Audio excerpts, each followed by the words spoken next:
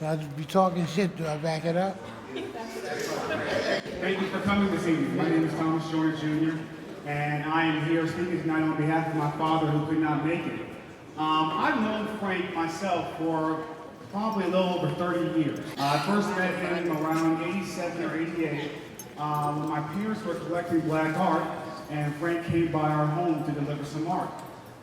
Back then, as a teenage high schooler, Frank's art stood out to me. My parents had a lot of black art, and Frank's electric colors, as well as the kente prints and the African influence, really stood out to me, especially being at the same time that we were listening to Public Enemy and stuff like that. So, and I went off to college in the 90s to Howard University in Washington, D.C. We had a class in my freshman year where we had to read Trey McMillan's Waiting to Exhale. And so when this main character pointed down the book that she had Frank Frazier pictures on her wall, well, I had an immediate vision of that. And so later on throughout that decade, I came to know firsthand Frank's national and international renown, as I would notice his pieces. For example, I went to go see Quentin Tarantino's Jackie Brown, and there's a scene in there where you see Frank's work in her apartment. And there are several other movies I remember seeing in the 90s that would feature Frank's work. And then, of course, back to the advocacy part, I started working for my father in the 2000s.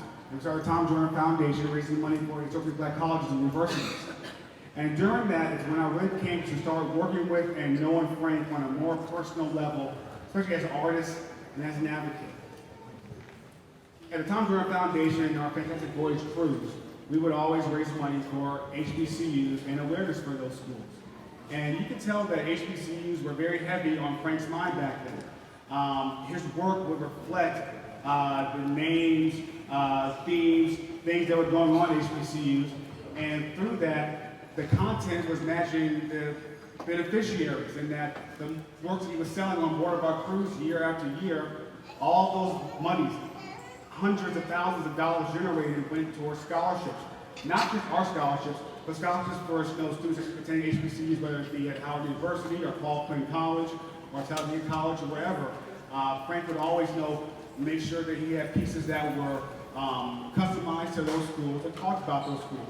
And throughout that time, Frank was doing lots of advocacy, not just for HBCUs and Tom Joyner Foundation, but also as Ms. Brooks mentioned, the Congressional Black Caucus, the NAACP,